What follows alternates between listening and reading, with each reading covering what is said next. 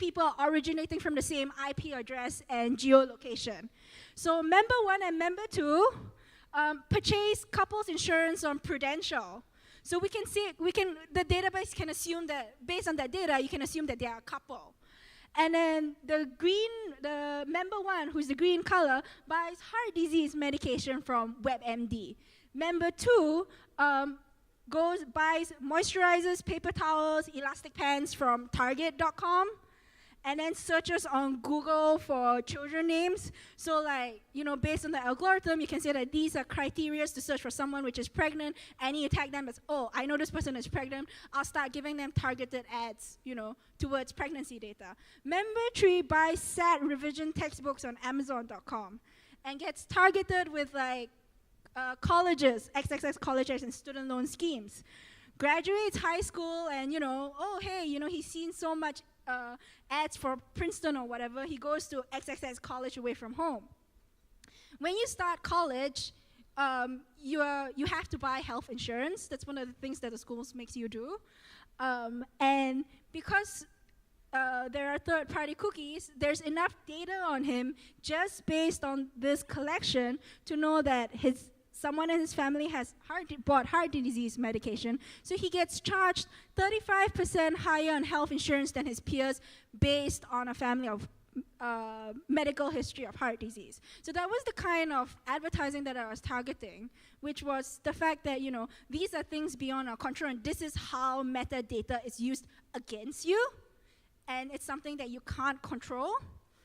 And so I started digging deeper, and there was this company called Blue Sky Registry, which, what they do is they collect, they are a registry of metadata. And I wanted to know, like, what does big data think I am? So they thought that I was 65 years old, male, single, retired, and I was into new cars and self-improvement, and I had all this, like, irrelevant information, like, wow, I earn so much money. I wish I earned $100,000 a year, but I don't. and then I was like thinking, like, I don't have any control of this metadata. And I was being targeted for like car buying ads, but I don't even have a driving license. So I was like, why is it so bad? And that's really how I started thinking about, Vortex is a kind of not just a way to bypass security systems, because it works against all kinds of surveillance systems that use metadata. And then I realized that what was happening is that even though we've moved on from analog advertising to digital advertising was still using a broadcast model, which was that, cookies were a form of identity that was imposed on an individual, and they were being put onto you regardless of whether you wanted them or not. So I was like thinking, what if we could control it, and instead of creating more distrust and skepticism against consumers, which is a really big problem because no one trusts anyone anymore, we could turn advertising to a kind of two-way dialogue. So Vortex would be kind of like an interface between both. So as a 65 male, semi-retired white single living in Park Slope, I get ads for Le Creuset crockery, and I love Le Creuset. If I switched back to my normal profile, would I still get that 35% off Le Creuset crockery? I don't know. Maybe Groupon thinks I don't like to cook anymore. So I wanted to be like, let's move this conversation from me, which is what advertisers thought I was, to we. So I could specifically put up profiles, and advertisers would know for sure that I was in the market for this. Like right now, we're moving towards autumn. I really need a new pair of brown shoes. And I keeps getting spammed with ads for like all kinds of irrelevant things. If I could put in the correct cookie profile for brown shoes, then both me as a consumer and the advertiser would be happy. The advertiser would know that they're targeting towards the right market, and I would know that I'm not getting things that I don't really care for. And that was the kind of model that I started thinking of, and that was the kind of model that I started thinking about. And one of the research topics that I was working on was this idea of context-sensitive interfaces. So my friends and I, we do a lot of projects together. And this is an idea that I've been thinking about because I know that the technology exists, so I'm really, really big on it, which is that we have interfaces that are identity, location, and time sensitive.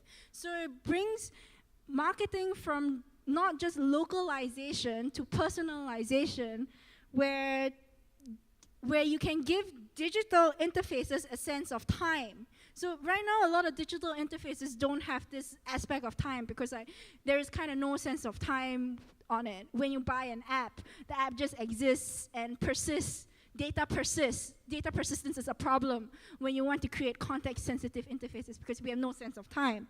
So how do we create moments where like it's important for other people? And this is maybe like way in the future, but like I was thinking like, you know, like in the past we used to have this like topic debates on like typefaces. And there'll be one side, it'll be like, no, we need like really humanist type, like calligraphy. Then the other side will be like, oh, we need like really like modern type, like Dido. And that's kind of like the debate between like skeuomorphic and the kind of abstract interfaces that iOS 7 is pushing for. And I thought like maybe instead of doing that, we should just focus on the fact that in the far future, just like we have type foundries, we're going to have interface foundries, like face foundries, where like you have like Steam OS is coming up with their own operating system. And like it'll be so easy to build interfaces that anyone can do it. And I have an example. So like, let's say you're a 10-year-old living in 2050. You know, you have your phone in your backpack, you have your phone in your pocket, and maybe you have your glasses, and then maybe you have a laptop in your bag. And then you're like 50 meters from the school's gate. And then like, you know, the moment you walk into school, all your interface changes. So instead of like, you know, all your interfaces change. And you have all the apps that you need for class. All the homework assignments, you know, maybe you have apps for like, you know, meet your friends during lunch, you can go to the lunch crowd, and all of it changes. So the moment you sit onto class and open your computing device, you know, your interface is like a school uniform. It becomes so context sensitive that it's like geolocated into like a very specific time, area, zone, a degree of personalization that you haven't seen before. And for a more kind of like modern advertising example, you know, like let's say, you know, you go to the Williamsburg Music Festival, which is at the waterfront. Why not, the moment you walk around it, your entire interface, the zone and everything, you know, you pull up a map, you know, you have apps already tied to the place. The moment you walk in, you already have that on your phone. You know, you don't need to download anything. It's not persistent, so it doesn't keep on your device. So your device is free of all that, you know, stuff that you use once and you don't use ever again. You can have maps that look, if it's like sponsored by what, H&M, then you know the map of the place that you're in, of the music hall, you know, becomes mapped to the aesthetics of the place. And you know, all this live for that period, and then after it's done, it just goes away. And it becomes so easy, like if you have a new friend, then you just tap, you can share an interface, which is like a package of apps and programs and styles and themes all at once. So if we do that, then what we're really looking at is like a kind of collaboration. So I haven't really talked about being a creative technologist, and I've been thinking really hard about what it means to be a creative technologist. And I want to be like, I don't know, but I think I also do know. It's really weird, but I can tell you what I've learned, which is that at the heart of collaboration, it is the idea of compromise. Like, that's something that people don't really talk about. You compromise with your clients, you compromise with the people around you, you compromise in order to collaborate and bring an idea forward.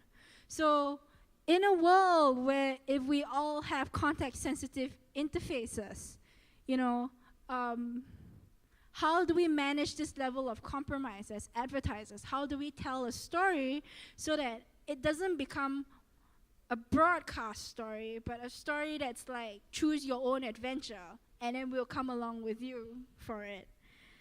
You know, compromise as a form of collaboration, because we always think of compromise as a bad thing, but it's not really. It's like compromise lets us think about like what are we doing in advertising as a form of ethics, you know, like with all that metadata, because it turns us into data objects too. So I kind of want to finish with this. Our dreams may fade, our deaths matter little, but our data will live forever, which was the tag, which was like kind of the epigram when I graduated with my thesis document. And this is like the kind of the heart of like why I do what I do. When I was 11 years old, a lot of bad things happened, and then, but I got a computer, and I sent this Hotmail like email to this guy living in San Francisco, and 3 days later, a package came with like a science kit. I didn't pay for it. He just sent it to me. I just gave him my address. And for an 11-year-old kid, it was like magic.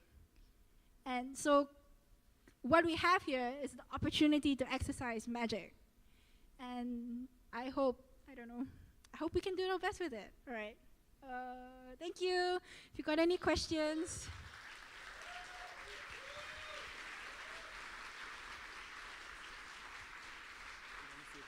Questions? Yeah. Go ahead, ask. Do you have any questions?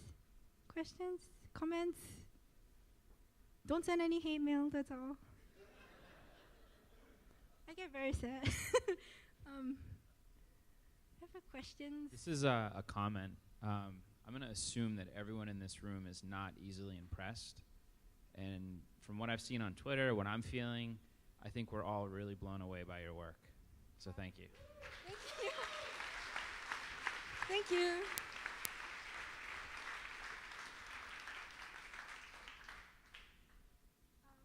Anybody? Oh God, please don't make it more awkward. Hey,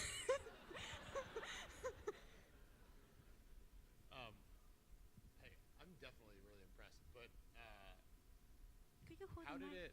how did your creation morph into, like you said, you got a lot of like hate mail from Ad Age and kind of the industry.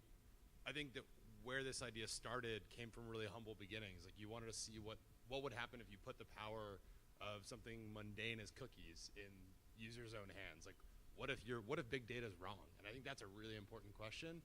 How do you think the conversation changed so fast? Do you think it's just momentum and like you think they didn't get People it? are just scared because people are scared about things that they don't know. So then this was also my problem because I've never actually given an interview, so I kind of went all over the place before. And then like I think they kind of lost the fact that it wasn't meant to be harmful. But like people who wanted it to turn it into a product, I had two forms of hate mail. One was, why aren't you making it open source? The other side was, screw you, I hate you, because now I don't have a job. And I work in advertising. And the open source was a problem because like I made it as an art project, so there was a lot of security issues. So I made it as a prototype code and it's not production level. And I was working towards making it production level, but the investment required to bring it to production level was far beyond my means. Like, I had to go buy servers, I had to get encryption, I had to start generating accounts for every single player, and I wanted to make it free, so that was another problem. So my goal was to make the code as executable as possible and upload to GitHub, and then everybody could run it locally. But something I learned from user experience was that if you put computers, people will use it to load into their bank accounts. So I had to actually make sure that to prevent things like cookie sniffing on, like, you know, when you go on Starbucks, I had to make sure that this was encrypted enough so that when you wanted to send metadata across to another person, it was done like using like SSH or something really, really secure. And that required a lot of work that I couldn't do because I had to get a job so that I could pay my student loans. So that's the story of it. And that's something that they don't teach you. You can make a very good project, but you can also be very poor. Then the other side of it was that the advertisers, the people who were used to traditional advertising, didn't understand why metadata was a problem. One of the things that came out was that just because of timing, was that because Prism uses metadata, this actually worked against Prism. So it was really weird. I got a call from NSA. But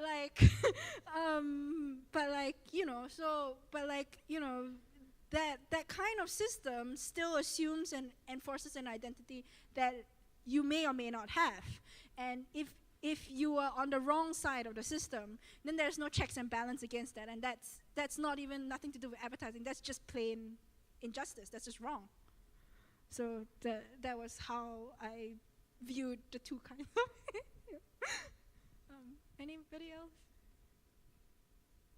Okay, we can be less awkward. Thank you.